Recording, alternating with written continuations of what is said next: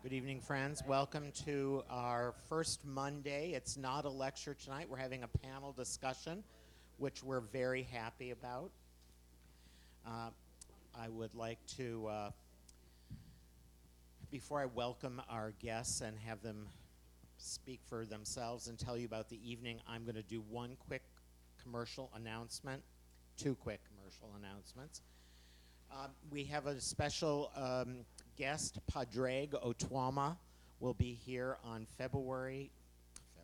October 28th, and he is a not-to-be-missed poet and peacemaker from Northern Ireland. Many of you have heard him speak at Swarthmore. We are very fortunate to have him coming for an evening that is free and open to the public on Monday, October 28th, 7:30 to 9. You will need to register for this. I know all of you who said, oh, I didn't bother to register tonight. Well, for that one you will. We've got probably 30 or 35 people who have already registered for that evening. So if you want to come, please do that. We also have something different for November. Our first Monday event in November is going to be a screening of the film Blood Memory, a documentary which was made by two documentarian, Megan Weitzner and Drew Nicholas, both of whom long, so we're going to start at 7 o'clock and go until 9:30 to leave enough time for questions. I suggest you pick up a flyer and read all about it. As I said, I suggest you pick up a flyer and read all about it. It's a documentary about the Indian Child Welfare Act and some attempts to dismantle it at the same time that a native of the Rosebud Sioux Nation comes back from having been orphaned by being pulled out of her home and given to missionaries to raise. But she comes back to her reservation, and it's her return home at the same time that the Indian Child Welfare Act is being assaulted as racially biased. So you want to see it. It's really good. There were two handouts tonight. One is introductions of our speakers, except for our special surprise guest, which has been revealed just recently, Jacob Weitzner from Swarthmore, branch of the Sunrise Movement. The bios of everybody else are in the handout, so I don't want to take time away from what is already going to be a tight program with four speakers, all of whom have a lot to say on the subject of hope at the intersection of climate, race, justice, and democracy. For those who have been following this and seeing where the dots are connected, you will hear it further elaborated, and for those of you who haven't connected the dots yet, they will be revealed to you as connected. And without further ado, I'd like to introduce Pamela Haynes, who was the initiator of this particular program this evening and selected this as the format to use that includes features including public banking as well as some of the other aspects of this. And Pamela has a new book out based on her Pendle Hill pamphlet, Money and Soul, which will be available for sale after our evening's discussion. And Pamela will introduce the program. Please enjoy yourselves, and I will bring around the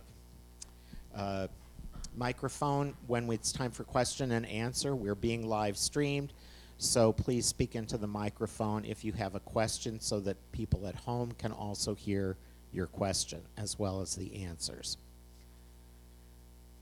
Welcome. Glad to have you. Thank you. So my name is Pamela Haynes. I'm a member of Central Philadelphia Monthly Meeting. And I'll talk a little bit more about how the program is going to unfold later, but I wanted to start by saying that we are living in perilous times. Last fall, the scientists from the Intergovernmental Panel on Climate Change said that we had 12 years, now 11, to prevent irrevocable climate catastrophe. the roots of institutional racism are incredibly deep and tenacious, continuing to unfold and do harm across the nation. Inequality is steadily growing with enormous concentrations of wealth at the top among a tiny handful of people, and more people struggling to make ends meet. With influence bought and sold, our democracy is in peril, possibly as never before. Now, everybody knows this, but saying it all together, it's like, whoa. And the issues are very, very tangled together, but there's a common thread that runs through them, which has to do with an economy that seems unable to promote the common welfare. So I wanted to share a quote that just every time I say it just kind of blows me away. And that is, it is easier for us to imagine the end of life on Earth than a new economic system. And that is a lethal failure of the imagination. I'll say it one more time. It's easier for us to imagine the end of life on Earth as we know it than a new economic system. And that is a lethal failure of the imagination. So when I think about the job of people of faith in these times, daring to imagine a new thing is really central to that job that I think that we have. Another thing is maintaining a discipline of hope in the face of despair. And then a third is listening for what rings true. And I love what John Woolman had to say about this. He said, "Dig deep, carefully cast forth the loose matter and get down to the rock, the sure foundation, and there hearken to the divine voice, which gives a clear and certain sound." And in the shorthand in my mind for that is listening for what rings true. So we have that. So we get to listen for what rings true, and then I think that the not the final, but the last that I'll mention job for people of faith is to speak that truth. We've been pretty good at speaking our truth around peace for centuries as Quakers, and I think that the time has come for us to learn how to speak our truth around economics. So our testimonies can really help us with this task. I took a walk through the testimonies in my new book, and I used language from our Friends Economic Integrity Project to focus that journey. I have to do this. Economic issues pervade the testimonies. Quakers value equality, yet we see economic inequality increasing dramatically. We value integrity, yet our economic system has no place for conscience. We value simplicity, yet our growth economy requires ever-increasing consumption. We value community, yet our society throws out those on the margins. We value stewardship, yet are running through finite resources at an alarming rate. We value peace, yet the violence and devastation caused by our economic system's exploitation of people and the planet is tragic. So according to theologian Walter Wink, one of my most favorite theologians of all time, he says that every institution has a spiritual core, but that spirituality can become diseased. And then he says the job of the church, so that would be us, is to discern whether it has become diseased, and if so, call them back to their original divine vocation. So if we think about the divine vocation of the economy as being an economy that meets the needs of the people, then we have the job of calling our economy back to its divine vocation. Which brings us to the topic of our evening together: hope at the intersection of climate, justice, race, and democracy. So here's the plan. Steve Olszewski from Radnor Meeting will lead us off with some thoughts about the Green New Deal and its potential for social, economic, environmental justice, with particular attention to the issue of finance. Then I'll add a few words about public banking from my own experience. Then Ed Dreby from Providence Meeting will take us on a deeper dive into the financial system, inviting us to really stretch to imagine a whole new way of creating and organizing money. And finally, Jacob Weitzner from the Sunrise Movement will talk about the project of bringing the Green New Deal into the political conversation and reclaiming our democratic process in the service of a future for humanity on Earth. So, Steve.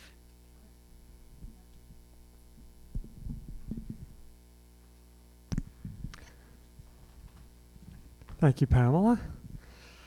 So, the title of our session tonight, talking about the Green New Deal and the Sunrise Movement and public banking, and trying to figure out how all of those connect. To be honest with you, a year ago, before I started really focusing on this work, I would have never put all of those together in one topic.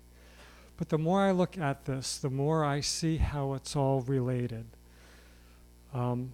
Climate change has been top of mind for many of us. It's hard to go through a day without noticing some new news story about how bad it's getting, or somebody opposing it, or something like that. And it was easy for me to focus on climate change needing to be solved. But the more I started looking at this, the more I started to think about it, I thought of climate change not as a single problem, but more as an opportunity for us as Quakers to look at it more holistically and address some of the other things that we've always been focused on. Issues of race, issues of economic justice. All of those things for me are all coming home together in a more holistic view. When the climate change issue first came to us back in 2006 now with Al Gore and his talk about all the things that were going wrong and the inconvenient truth and things like that, it was easy to see that there was a big problem. And one of the first things that we began to look at was trying to solve the problem by using something called cap and trade. So cap and trade began by the government saying, the concept was the government would put a cap on CO2 emissions and allow those companies that were able to exceed their reduction in CO2 emissions to take that and sell that or trade it to other companies that weren't able to meet their emissions standards or their caps. So this was really good because it encouraged everybody to lower their CO2 emissions, yet at the same time encouraged people to exceed those emissions standards in a way to incent them to so that they could sell them and benefit from that. So this was really a good approach to start with, and it would give us the impact or the effect of reducing the CO2 emissions, but it was very one-to-one. We have a problem and here's a solution. The other thing that got a lot of focus was fee and dividend. So with the fee, the idea is that for every, let's say, ton of carbon emissions that you would produce, you're going to pay a fee for that or a tax. And the idea was to take that back to the source of where that carbon's coming from. So maybe from an oil well or maybe from a fracking site for gas, and apply the tax to whoever was doing that. But then the idea was to help those who would be impacted by the increase in energy cost of that tax by taking those fees and rebating them to hardworking families, things like that. And this was good because it addressed the issue of lowering carbon emissions, but also started to take a look at addressing the impact of how we manage that change. Now, what I really liked was when the Green New Deal came out. So when it first came out and I heard about it, I thought, wow, they're packing a lot of things into this proposal.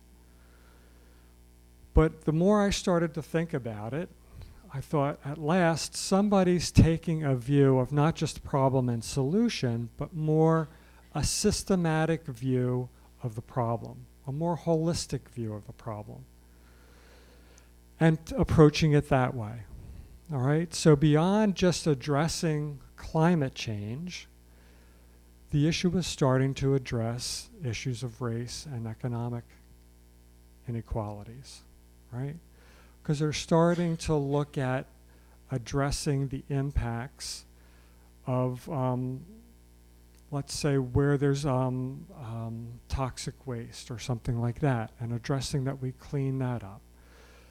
And also trying to address the impact of people that would be impacted this through loss of job or loss of their community.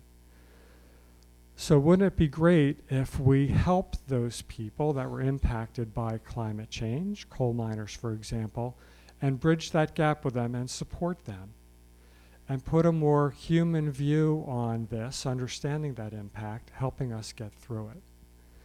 And the more I thought about this and how that proposal becomes more a human-centric view and proposal than just trying to cap CO2, the more I thought about this as kind of a Quakerly approach. Because in all my experience with Quakers, we're always putting humans at the center of what we're trying to do and understanding the impact on humans and hoping that that's going to benefit them equally and justly. The other thing that I liked about the Green New Deal was it began to address what I call the growth dilemma. So the recognition that our planet is not something that we can continue to exploit forever, but that it is a finite resource, and we'll talk about something called Spaceship Earth, but that it's a finite resource that we can't continue to exploit, take resources out of, and continue an expanding economy thinking that it'll go on forever. So I really like that it started to address this as well. So rebuilding or helping to replace jobs for people that were impacted, helping to rebuild communities that are impacted by all of this, and do it in a fair and just way for everyone, not just those who are advantaged or in a particular position to leverage those changes and take advantage of them, but have it be fair and implemented fairly for everyone. One of the other things that I recognized about the Green New Deal when it was first proposed was that it was a work in progress. Clearly, there were some things that were very radical. And because there were some things that were proposed that seemed very radical, politically this was taken advantage of. There were some people in opposition that took advantage and pointed out those things that were controversial. I don't know about you, but I've heard things like that proposal means we're going to get rid of air travel and cows, and you'll only be able to watch TV when the wind blows. And unfortunately, some people took advantage of that. And I don't think that's what the proposal meant to do. I do think it was a great start, and I think it was great because it finally got all of these ideas and a holistic approach out to the public so we could start talking about them, be aware of them, debate them, but more importantly, start all thinking about how we solve the problem, right? There's a lot of creative minds in the world, and if we turn our creativity, as Pamela said, not to imagining a dystopian future, but imagining how we could all work together to solve this problem, that's going to be a pretty uniting and great thing for everyone, I think. So with that, I'm going to turn it over to Pamela in a minute. But one of the other things about the Green New Deal that I want to mention before I turn it over is the economic impacts and trying to solve some of the economic problems. If you look at this holistically, we need to recognize that our economic system and our financial system have a lot to do with a solution, right? If we can't just come up with scientific solutions, we have to have money to invest in the solutions, to invest in the companies, to invest in the ideas, to develop the ideas, and support all this as we go through that. So a lot of what we're going to talk about next is all about the economic things that we can bring to bear that tie into this, not just the scientific things and solutions we have. So one of the economic solutions that we can bring to bear on this is public banking. And one of the things that Pamela's done a lot of work in is public banking, specifically in the local area, starting with Philadelphia. So I'm going to turn it over to Pamela to start sharing with us about public banking and how that might help. Okay, you're not going to talk about North Dakota? I'll mention North Dakota since you brought it up. So many of you may not have ever heard of public banking before. I know before a couple months ago when I started working with this team up here, if somebody would have said to me public banking and somebody else would have said, well, that's a socialist agenda, I might have agreed with them because I didn't know anything about it, all right? Lo and behold, public banking, I think, is a real solution. We're going to talk about that in a minute. We've got one state in the United States right now that has a public bank that's been working for many decades, and it works to support the people. It's set up specifically to benefit them, and we're lucky that we have it now because we have a model on how that works in one state and how we could leverage that to put it in other states and even federally to do something like that to really help us get some traction on all the climate change and other issues we're facing. So with that, thank you. So the Bank of North Dakota celebrated its 100th birthday this spring. It's the only state in the union that came through the recession of 2008 without any loss because their money was all at home. None of their money was in Wall Street. All of their tax dollars stayed in North Dakota and got recirculated throughout the state in infrastructure projects. They have one of the best school systems, the second lowest foreclosure rate, and they consolidated all of their student loans, and I think it's 2.9% that people pay on student loans.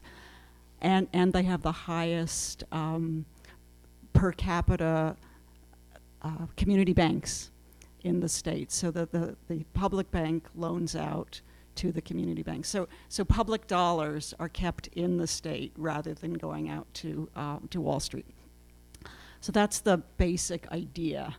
And the National Public Banking Campaign was launched right here in Philadelphia at a conference at the Friends Center in 2012. And I had the wit and the good fortune to be there. So I've been following that public banking campaign ever since. And I just wanted to tell a couple of stories about public banking. Most of them are from Philadelphia, but the first one is from LA. So you may be familiar with this divestment campaign. Let's divest from folks who are complicit with fossil fuels. So there was a group of activists out in LA who said, well, how about if the city pulls its money out of the banks that are invested in fossil fuels? So they did a campaign and council agreed, and so the only job they had to do was find another bank, a bank that wasn't complicit with fossil fuels, that they could put LA's money in.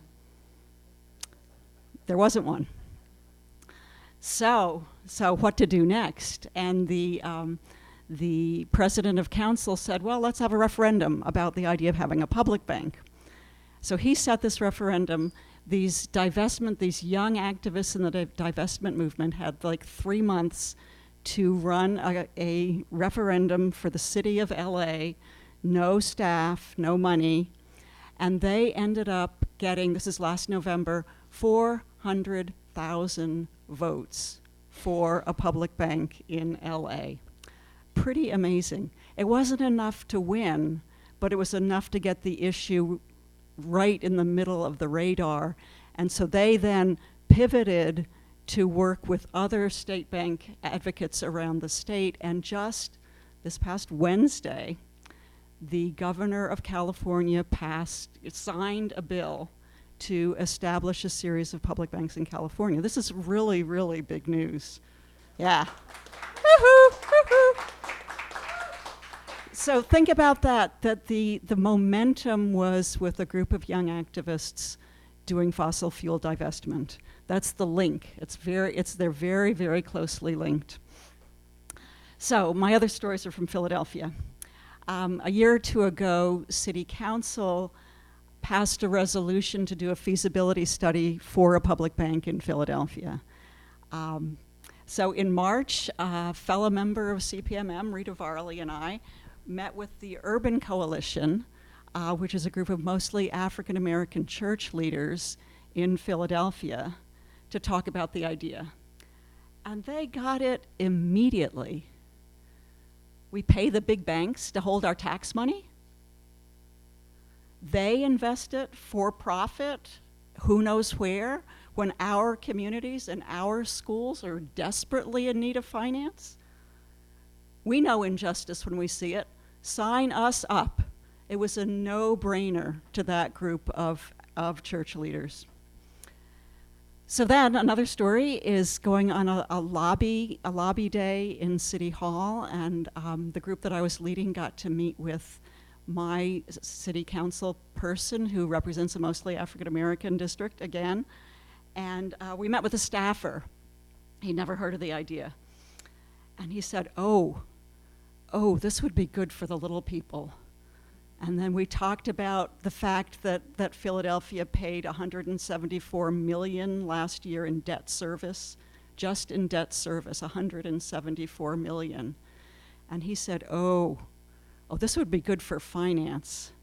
He said, my boss is really gonna love this. Thank you. Thank you for letting us know about this idea. How often do you get that kind of a meeting in City Council? And my final story is from our local farmers market.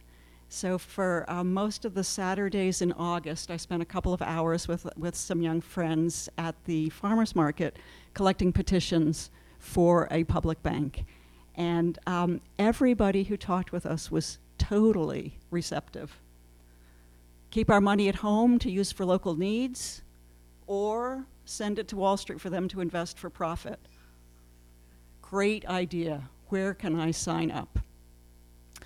So just thinking about the fact that this is a very vital concept, and with that win in California, I think there's 17 other places around the country, both states and municipalities, that are working on this. So we could kind of think about public banking as a doorway into financial transformation. And it would allow for that kind of investment in the things that Steve was talking about, because about half of the cost of any infrastructure project is interest. So if you have low interest and the interest comes back to you to be reinvested, that really creates the opportunity for doing investment that might seem really hard to do otherwise. So it's a great idea. It's easy to understand, and it has a very straightforward goal for local campaigns. But there's more, and that's what Ed's going to talk about.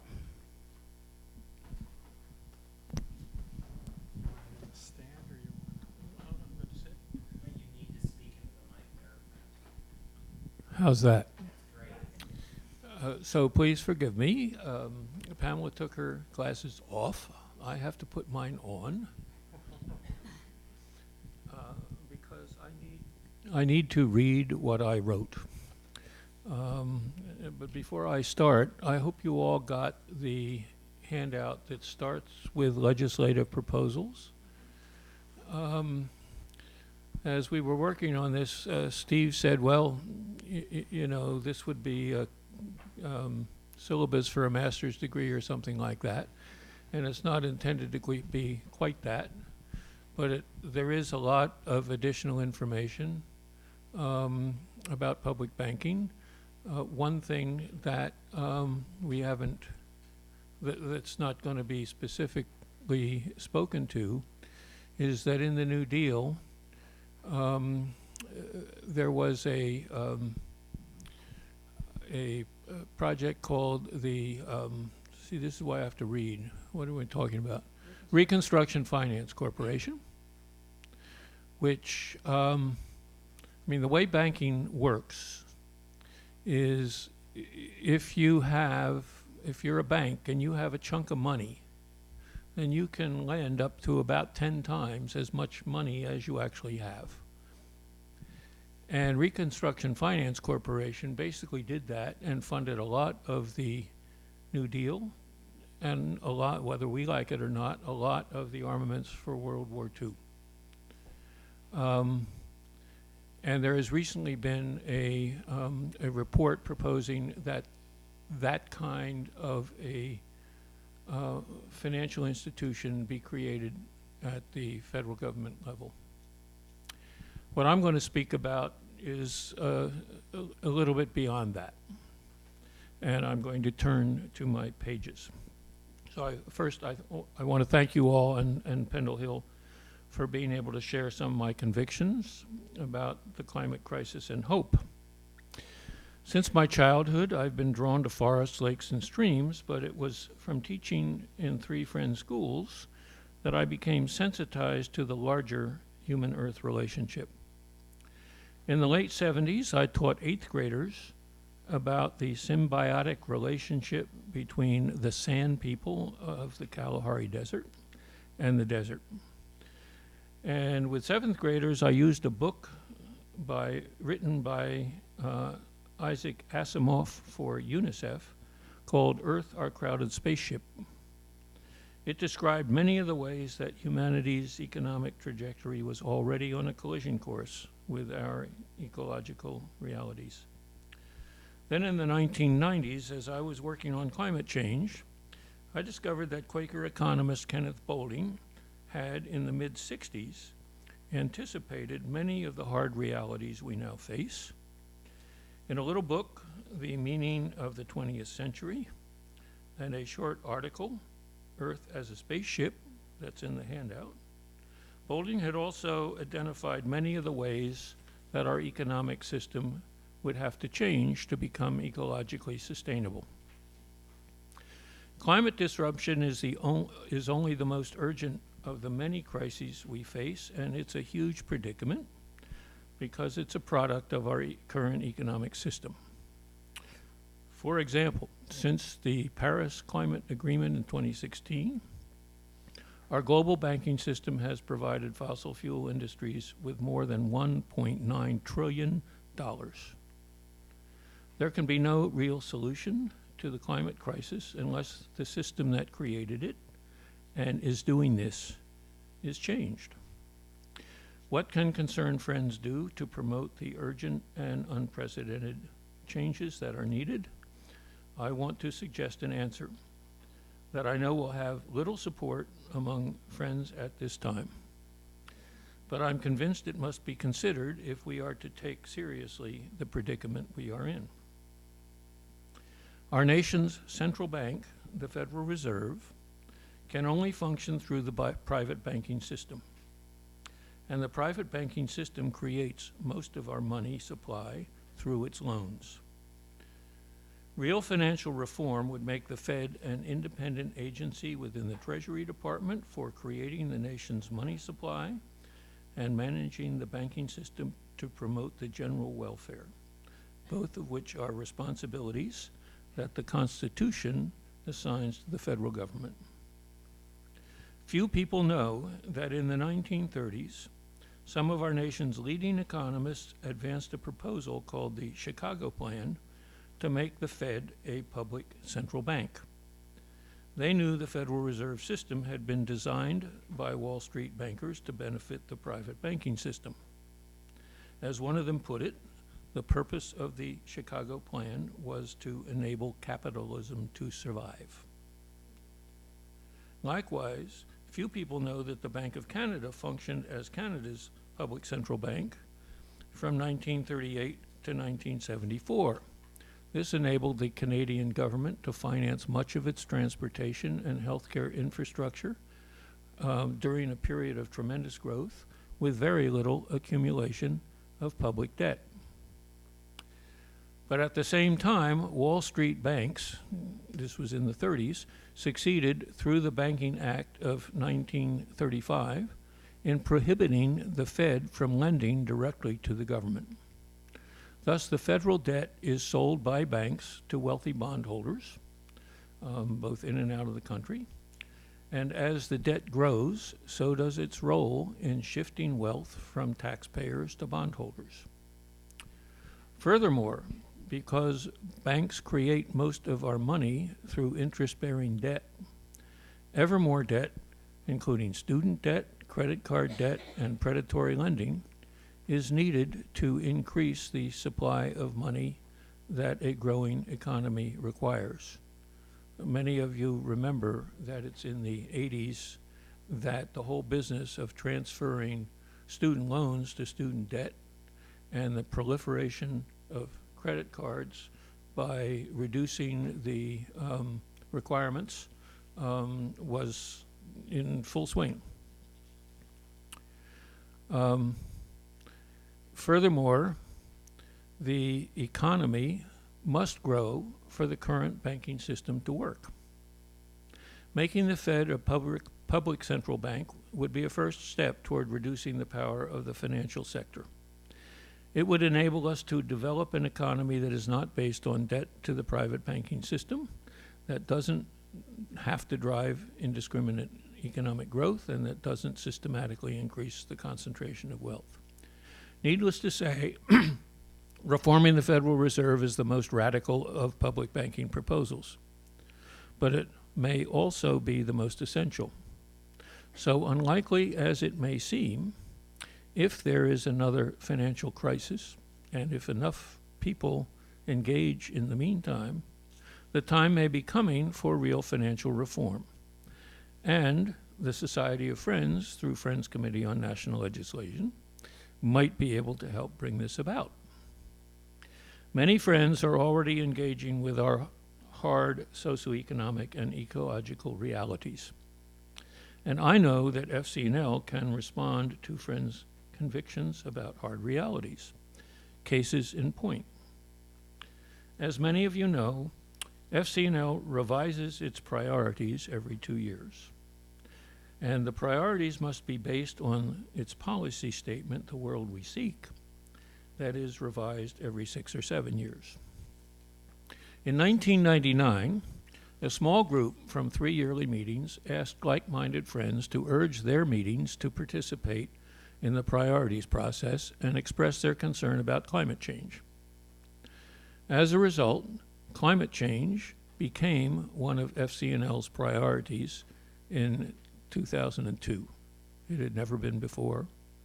It's always been since. In 2013, responding to friends' concerns about our ecological realities, The World We Seek was revised to state that the biosphere is finite and call for economic policies that are environmentally sustainable. And in 2019, it appears that friends' concerns about the need to reform the financial system will be included in a new revision of The World We Seek. This will enable any friend who shares my conviction to ask that real financial reform become one of FCNL's priorities in 2020. Real financial reform in some form, though far from sufficient, will be absolutely necessary to create an environmentally sustainable economy. Convincing FCNL to make reforming the Federal Reserve one of its priorities may seem like a hopeless long shot. But times of crisis create unlikely opportunities, and a great many long shots must succeed to avoid the worst of a worldwide climate catastrophe. Above all, unless we try, we can't possibly succeed. So I hope all of you will be willing to learn more about reforming the Federal Reserve. The handout has more detail about this, with suggestions you can use for your own investigation. And early next year, I hope you will participate in FCNL's priorities process, whether as an individual, with some like-minded friends, or with your whole monthly meeting.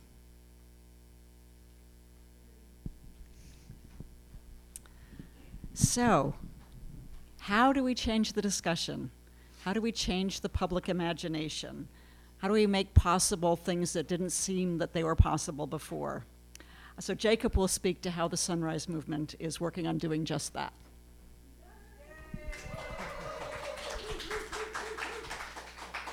Hi, everybody. I just want to start by introducing myself. My name is Jacob Weitzner. I'm 19. I'm originally from Washington, D.C., but I'm a sophomore at Swarthmore College. And I've been involved with the Sunrise Movement since last November.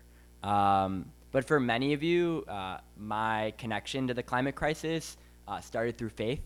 So I'm Jewish, and in my early years growing up, my rabbi talked repeatedly about the climate crisis, and he was a leader on he is still a leader on this issue with other spiritual leaders through the emphasis of the Jewish principle of tikkun olam, which literally means repairing the world, and that this is one of the highest spiritual tasks that we have, that we all are responsible for our collective spiritual community on this earth.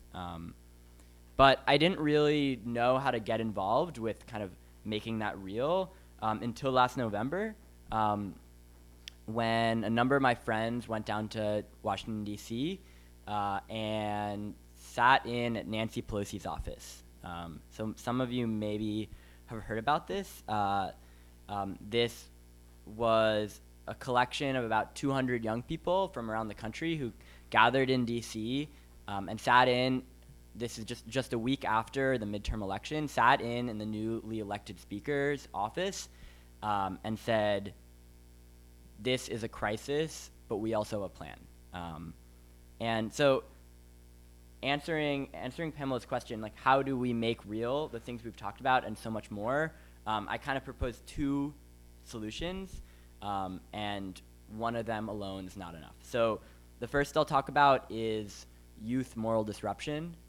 And then the second is youth electoral engagement. So getting back to this sit-in that I so luckily heard about late at night, the night after this, on the way back from the showers in my dorm, two of my friends come over and start telling me about their time in D.C. Gathering in the speaker's office, they shared stories of personal experiences with the climate crisis. This looked like young people who lived in communities who were faced with systemic water pollution and were concerned about the lead in their water. This looked like young people who from Florida who were seeing worse and worse hurricanes.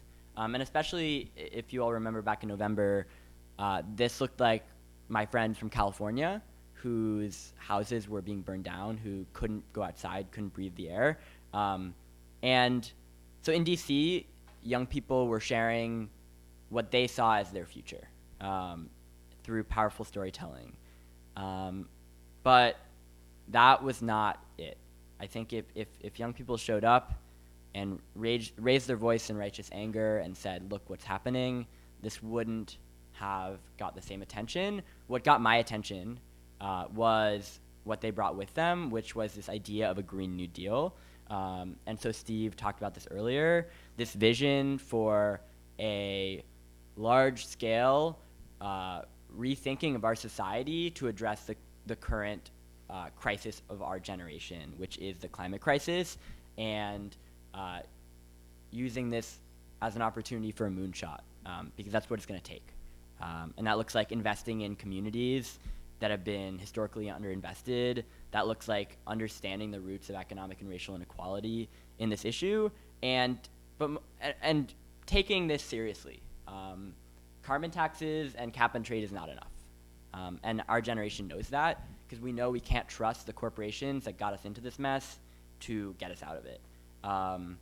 And so in the sit-in, in actions and moral disruptions throughout the last few years, Sunrise has really emphasized building a broad us. So that looks like collectively as young people, but also everyone in this room, everyone in our society. While we are all complicit in the climate crisis in varying degrees, we are also all in need of collective power to take on the small few that really controls our collective fate. And that looks like the fossil fuel billionaires who are profiting off of the destruction of my future. And also that looks like the corrupt politicians who are being paid off. And so a lot of people ask, why Nancy Pelosi? Why would you go to her office? McConnell was just down the hall. And that's because as young people, it's our responsibility to take back the political process. That we are Democrats. Some of the people there weren't old enough to vote for Pelosi. But we know that young people are the largest, are the most quickly growing political base, and also the most progressive political base in this country, and have been ignored by the Democratic Party really forever, taken advantage of, kind of expected to just vote Democrat down the line, and they can see where that got us in 2016. Young people didn't vote because young people weren't listened to, and the issues like the climate crisis that young people care most about were not talked about. There were 0 minutes of discussion about the climate crisis in the general election debates in 2016, and about 5 minutes throughout the primaries. And so that gets us to the second question of young people getting involved in the electoral process. So following this action in Nancy Pelosi's office and the launch of the Green New Deal, young people around the country joined the Sunrise Movement like myself, and throughout the last year have been participating in actions, in office visits, signing on hundreds of over 100 national representatives and senators, as well as thousands of local leaders to take on these kind of political challenges. And we've seen local and statewide Green New Deals around the country, and this energy is building. And we know that young people have to continue to be this moral disruptor, and show everyone else that we cannot stand by. But also we know that next November, there's an election that will very much decide the fate of our planet and the fate of our country's action on this issue. The IPCC report, the Intergovernmental Panel on the Climate Crisis, gave us 12 years, now 11, and this number is thrown around, and how can we have 11 years to combat climate change? What does that mean? And for me, while there is science around the tipping point of when we need to act and how much, for me it just emphasizes that every day we go by without action, that just gets worse and worse for the people that are going to have to live on this planet and the people that are already living on this planet. And so what happens in 2020 will very much dictate our country's policy. And we, as Sunrise Movement and other environmental justice and climate leaders, take this very seriously. And so that looks like getting Donald Trump out of office, right? And that's a very, not an easy task, but a simple objective. And that's part of it. But equally as important, that also looks like electing new new leaders on a federal, state, and local level that'll take this seriously and will push for the bold things like the Green New Deal and public banking, because we know that a lot of like Democrats who are elected are not going to make that happen. So that looks like electing people like Jessica Cisneros, who is in the Texas 28th district. She's running against Henry Cuellar. He is a Democrat, part of the party fighting for the climate crisis, but is taking tens of thousands of dollars from the fossil fuel industry and has voted time and time again against the action that we know we need. So the Sunrise Movement is going to back her and is going to back other leaders like Alexandria Ocasio-Cortez, as we did, and we helped her get elected in 2018, and like others. And so we're working in 2020 to elect the next generation of leaders who are going to take this seriously. So that looks like all of the tens of thousands of young people who've already been involved in Sunrise actions, but also the increasingly powerful movement of young people involved in political action. If you saw just 2 Fridays ago, climate strikes all around the world, with some estimating 1 million people in this country participating in a climate strike, all of those people who are old enough are going to vote. And the people that aren't are still going to go out and they're going to canvass and they're going to talk to their families and they're going to make this issue the issue for our generation. And what we're seeing in the polling is that's already happening. Climate change is the #1 issue for young people according to most national polls, something that hasn't been the case, and is increasingly one of the #1 issues for all voters in this country, and we think that's really important. So over the next year, we're going to be, organizers like myself and people all around the country are going to be out there canvassing for those local people like Jessica Cisneros, but also for the primary candidates and then the general candidate who we think will serve us, like fight for this the most. It looks like doing youth registration. So many young people participate in political action, whether that's a school walkout like March for Our Lives or a climate strike, but no one tells them to take the step to register or to go vote. And we think that being moral disruptors is not enough if we can't also take back the political power that we need. And again, just solidifying this issue. So this is a big, so let's put ourselves in the spirit of visioning. Let's put ourselves in 2021. Hopefully someone that will fight for us is going to be in the office of the president. And hopefully we have elected officials who are going to take this seriously. But even then, our work is really just getting started. And so this, I see moral disruption and electoral intervention as a cyclical process. And when we get the elected officials that we need in place, we then need to go to them and remind them what they ran on. And if necessary, take to the streets and show them that we have no other choice but to fight for our future.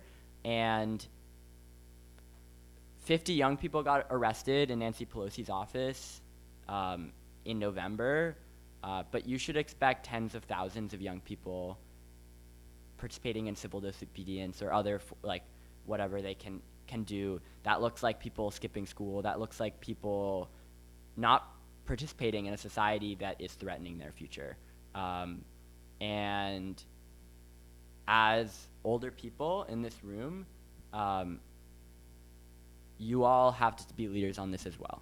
And so I think in the past, the environmental movement has been largely older white people, many of them Quakers. And this is not just, and the environmental justice movement really started largely from like leaders of color and communities that have been underserved, who have been facing polluted water and air contamination and other forms of environmental injustice, but have been completely have not received the respect from the national public, and so instead, white environmentalism has been the narrative, and Sunrise really emphasizes that we're young people of all backgrounds and races and experiences, and that we have to uplift the people who've been fighting for decades for these issues. And so something that you all can be doing is finding ways to uplift those people who are fighting on local issues, as well as the young people fighting for a healthy climate. And that looks like standing in solidarity at actions. That looks like canvassing for the people that you think are gonna fight for these things, and if possible, donating to support causes like Sunrise, but also local environmental justice work that is what Sunrise is built on. And I want to thank you all for having me, and I'm really inspired by the work of Quakers everywhere, and hope you all can continue to be involved in this fight. Thank you.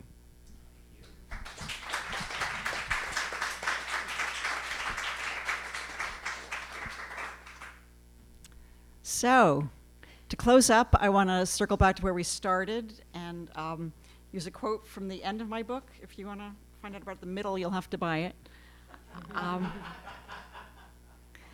So, these are times that call for enormous courage to face down evils of a magnitude that has never been seen before, to face loss and privation, to welcome chaos, to reach for connection way beyond our comfort level.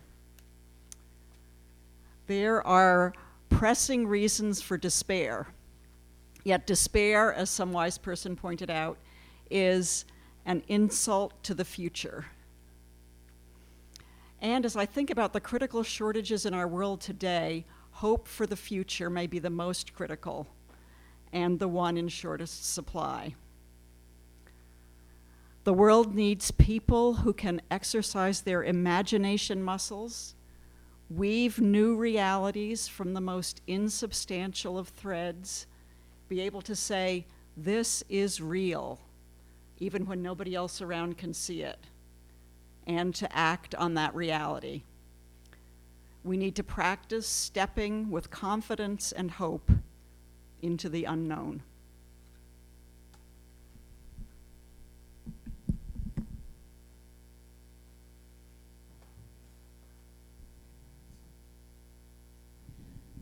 You want to do comments from the panel on anything? Yes, let's start. But I can't see the clock, so since you're the moderator, will you just... One thing that I'd like to add, and invite us to a meeting, a forum, something like that. Both Ed and I are under the weight of a traveling ministry.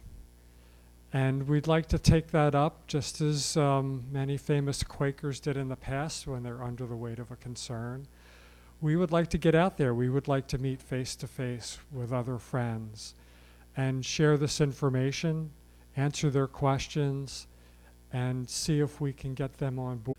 So Margaret's out there and Bert's right there. If you want to, as you're leaving, give them your names. If we can reach out to you and talk to you about how you might invite us to your meeting so that we can help you with this and help share all of the information that we have.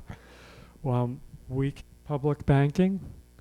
So all the things that we talked about tonight, we can bring those to you in terms of a workshop, a forum, what have you. We can customize it to fit your meeting's need. Anything else I want to mention there? Good. There is, at the end of the handout, there is a description of what we want to do and why, and it suggests several different approaches that we might take for a visit. So have a look at that and see what you can do for us. And if you don't get to Margaret or Bert and would still like to help out, our email addresses are there. Okay, we're ready for questions. questions, comments? Chuck, I saw you first. I want to go to Tom after that. I think this is It's on. this is more about like our peace. I scream. You scream. We all scream. Okay, this is about our peace testimony. One of my young Pakistani friends asked me a couple weeks ago. She said, you know, in the Green New Deal and are talking about this, let's also talk about war and climate change, because the United States Army is one of the largest polluters in the world, and we're dropping millions of tons of bombs every year, which put chemicals which exceed the CO2 kind of problems that are out there, and we're selling those weapons to every other country that's at war at this point. So her question to me was like, how can we include that focus in our work?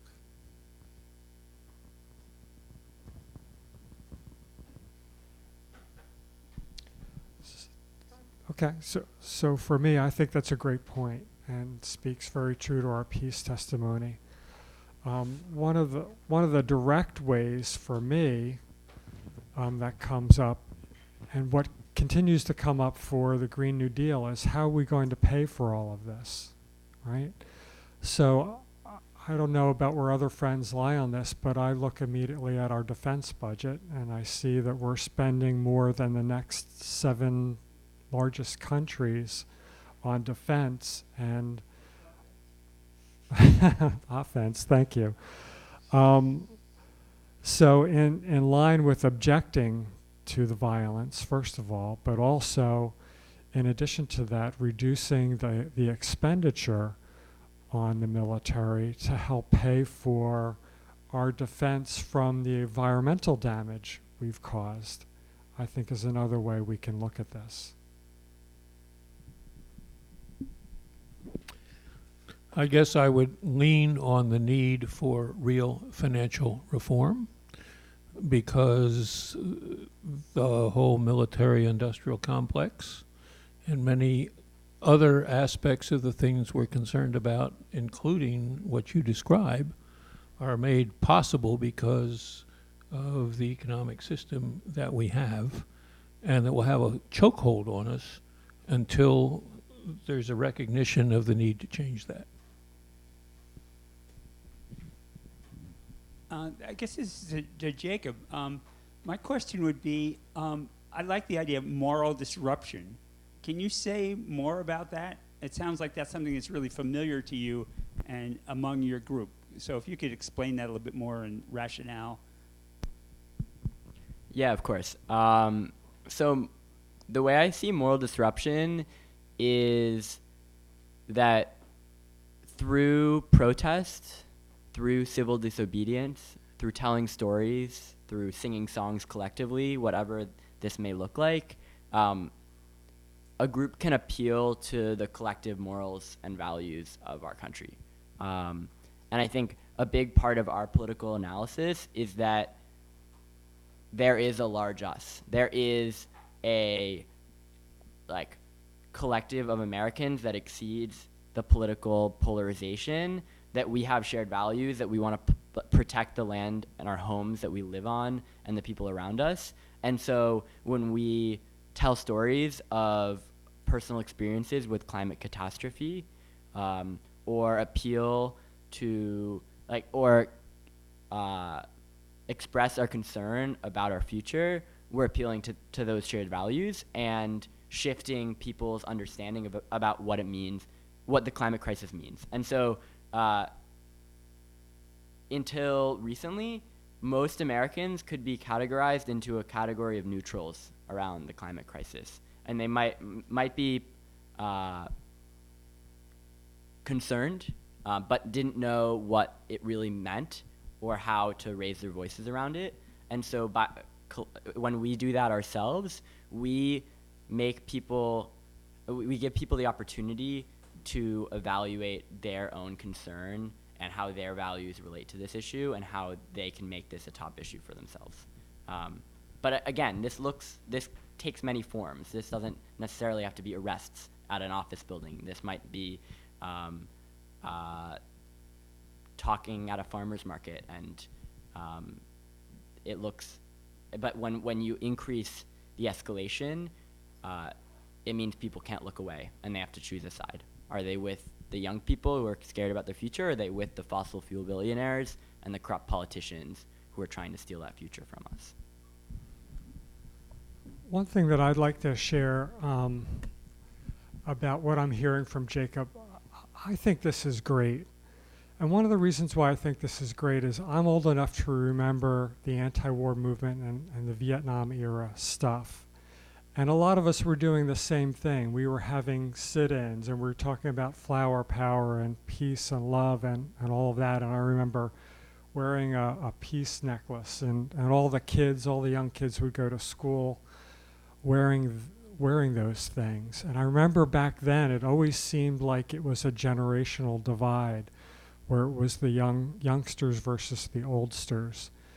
So for me, this all comes back and really hits me hard. And what I'm about now hearing this is making sure that these young people like Jacob don't have that same feeling that it's a generational divide, and they feel like all of us are in it with them.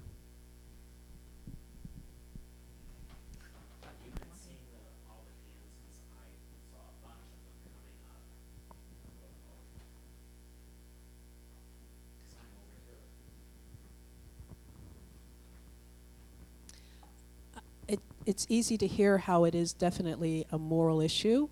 What I would like to place next to that in conversation, it's actually also a health issue. And it's everyone's health issue. Once we challenge our air, we challenge our water, and we challenge our trees. So I want to invite people to consider saying this is a health crisis, along with it being a moral issue. I want to add that to the conversation.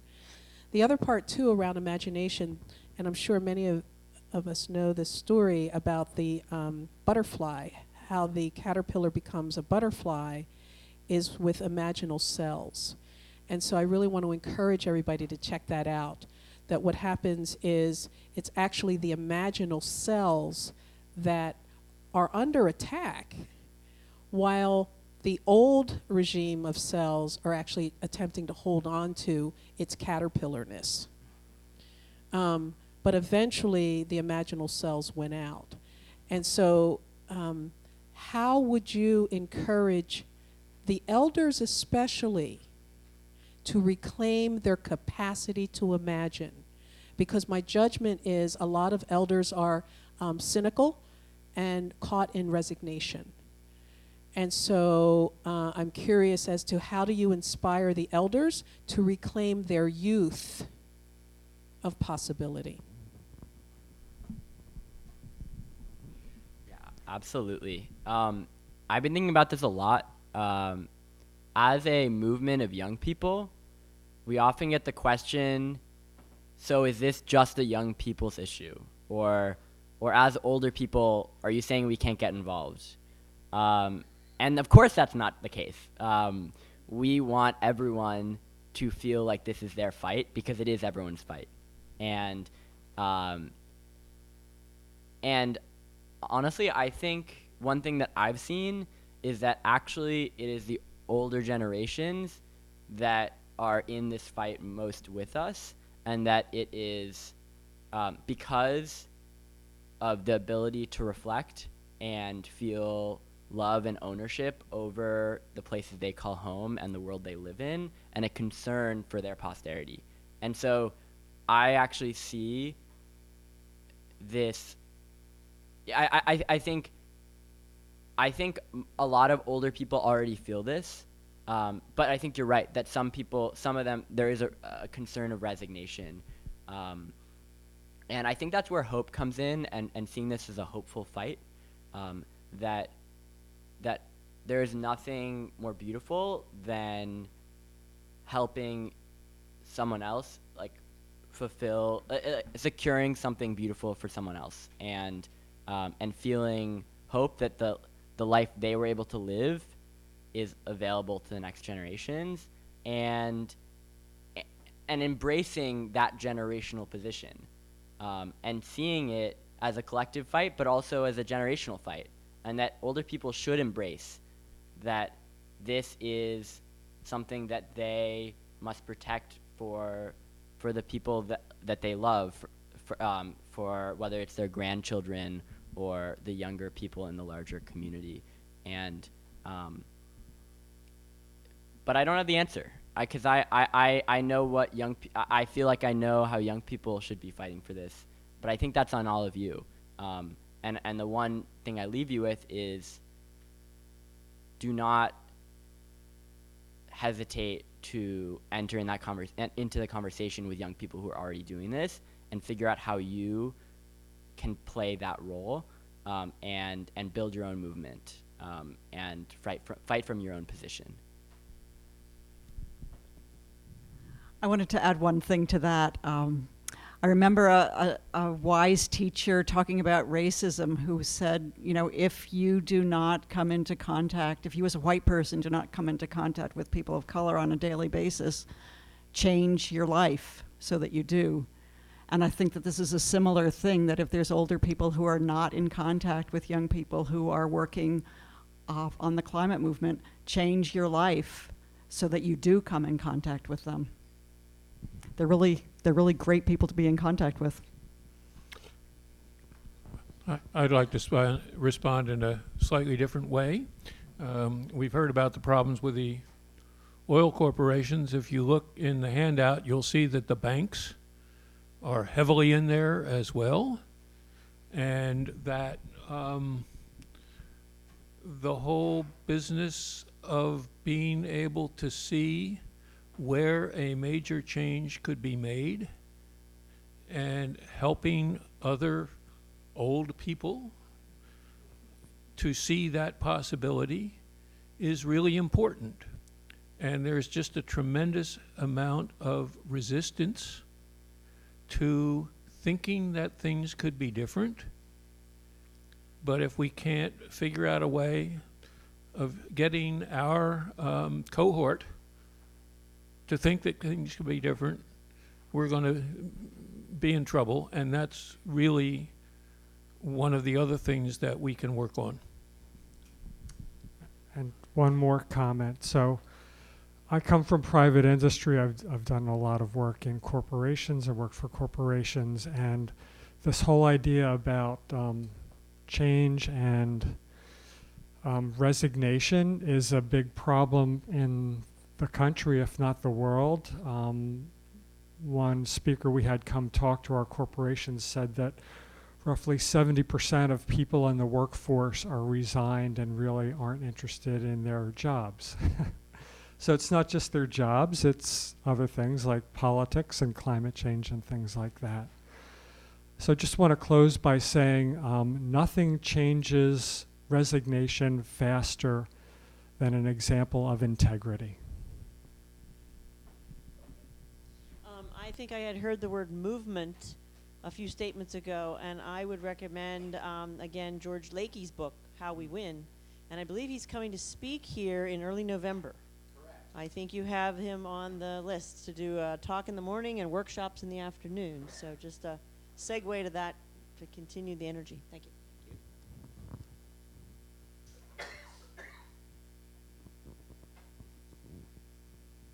I see it, John.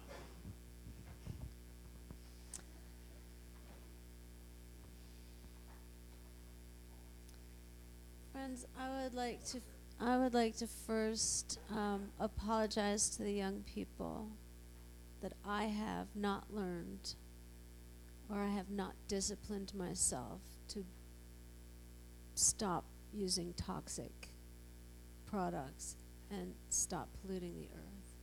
I don't do enough, and I've been too slow. I want to change, and I want the young people in my life to see me as a person attempting change with great diligence. I want to thank people like Ed Dreby, who's been saying for decades that we're poisoning our fellow creatures. And I want to stand with those who've been mocked. And I want to envision, I want to imagine, I want to visualize the world we know we could live in. And I would like to take a moment to imagine a world where no one makes money off another being's suffering.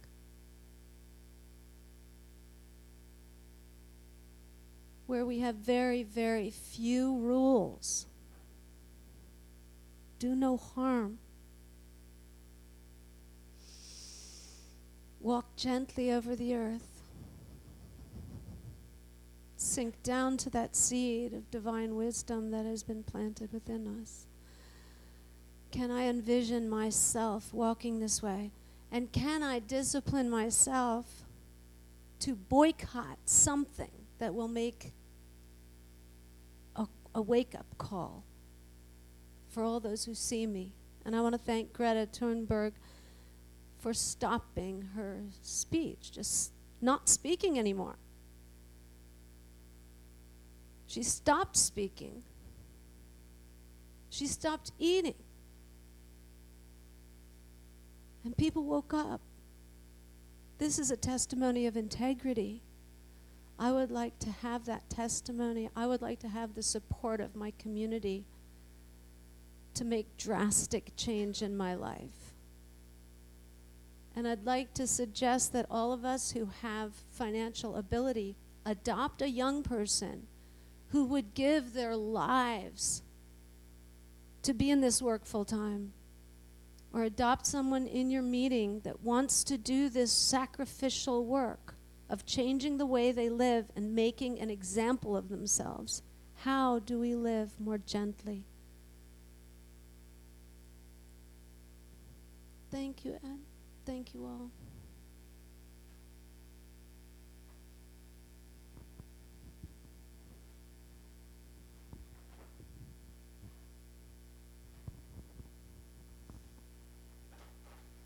Thank you all. I learned about how money is made and public banking this summer, and I'm so excited to see this happening. I'm also very active with Earthquaker Action Team, which is a way of stepping out.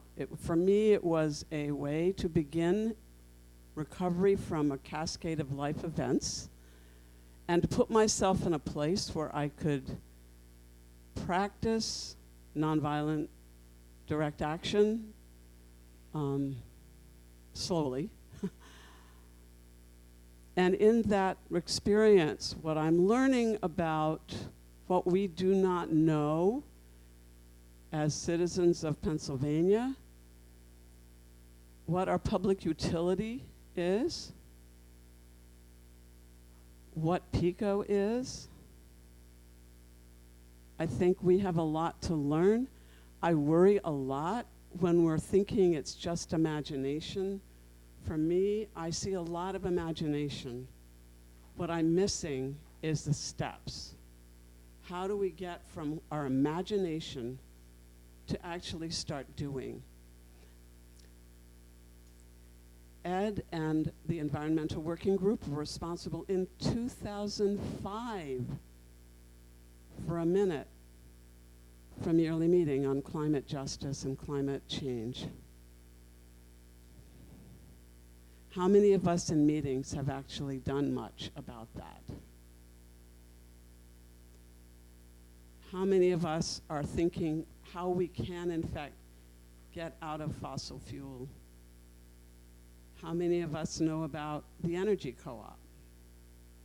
There are things out there already that we can start doing.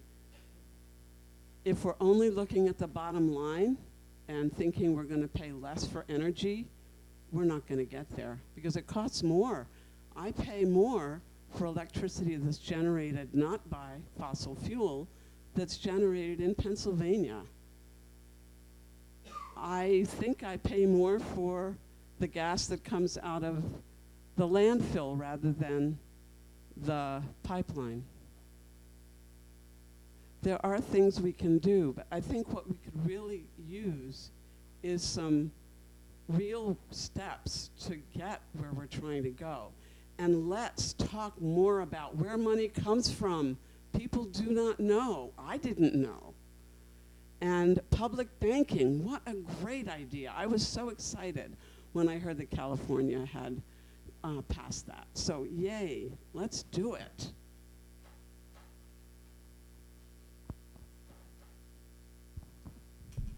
Just one thing. I think you're 100% right that we all have personal steps that we can take right now.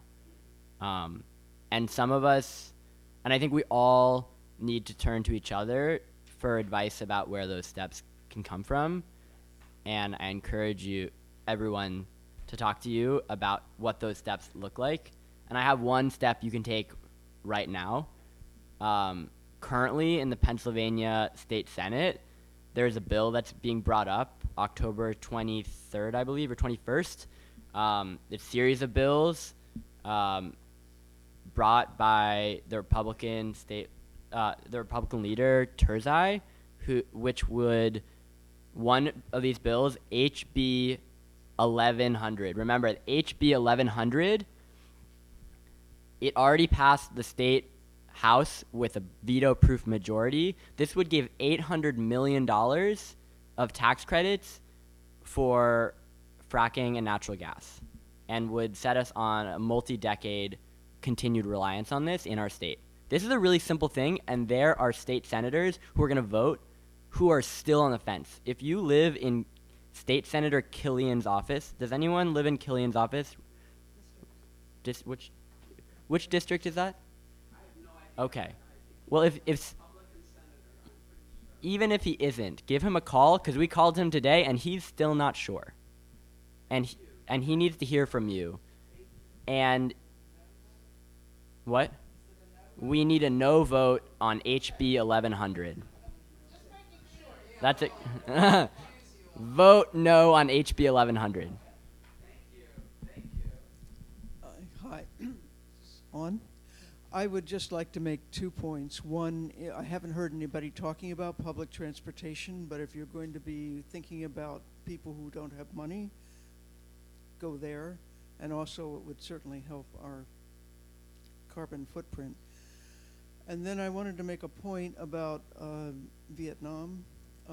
We did stop, the war stopped after our demonstrations. Whether we did it or not, who knows. But it was not a systemic change. I could not believe that we were back in Afghanistan, that we were in Iraq. It just happened. We did not change the thinking.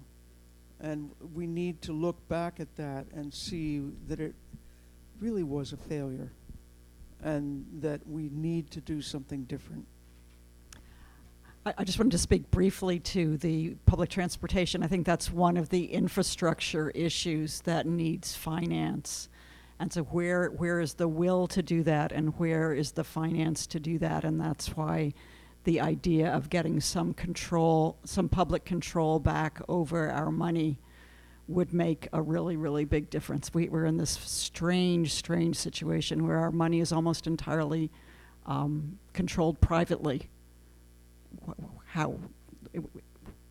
What if we started thinking about our money as a public utility rather than kind of private, a real public utility rather than something that's privately created and controlled by banks? So that we just, yeah, and that's one of many things, but public transportation, absolutely. You've touched on corruption in your opening remarks, but I haven't heard much about how democracy is under the control of the financial. The more the rich get richer, the more they control our elections, and with a even more Republican Supreme Court, saying free speech is money flowing in the direction of our elected officials, and that becoming more and more and more expensive every time around. How do some of the solutions that you're pointing at affect that element of our democracy, which I didn't hear quite so much about? Absolutely. I think this gets to the heart of why there's a need for social movements and political involvement from masses of people in this country. Because someone like State Senator Killian, we don't know if he's this is about, let's think about the average moderate Democrat. Many of those people are receiving, whether it's just $10,000 or $20,000 from the fossil fuel industry. That comes with a regular visit from the fossil fuel rep, the fossil fuel lobbyist, and is often the only person that comes to talk to them about that one small bill like HB 1100 that has a massive effect. And if we're not vigilant, they are the only people that get a voice on these issues. And so we can't reform the campaign finance system right now. And we will need to, but we can't. And so our alternative is to have millions of people raising their voices and putting what the fossil fuel industry can do is they can offer money to support a campaign, but what we can do is tell them we're not going to vote for them. And if enough of us do that, there's no amount of money they can spend on a campaign that to stop them from getting voted out. And that means that, so in one tangible way we've been fighting back against this is getting candidates and politicians to sign a no fossil fuel money pledge. Thousands of politicians in the last year have done so and promised that they will not take fossil fuel money. And what that means is that those lobby visits are less frequent. And they're not gone, but they're less frequent. And it means that when someone like State Senator Killian is in a bind and is leaning, can't decide, there isn't that pull. Because when money comes in, there's always the expectation of more, and it's reliant on continued results. And so we are going to be the louder voice, and they can put a dollar amount on each person going into Nancy Pelosi's office, but we'll just send more people. It's time.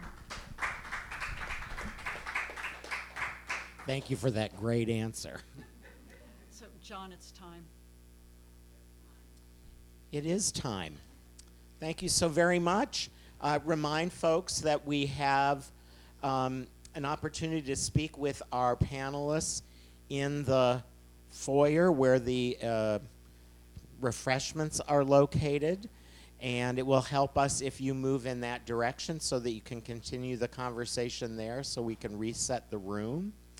And don't forget that Pamela will be sitting at the table out here with her books, with her book, both of her books. I forgot to I didn't know that you had the Toward Right Relationship Yeah, I can talk as about well, but that's out there also, which is excellent. It was so informative to me that I felt like I could be with this group tonight and carry on a conversation because I'd read that book. So thank you so much for coming out, and don't forget Padraig on the 28th, and then Blood Memory on November 4th. Thank you. Thank you, John. See Bert or Margaret.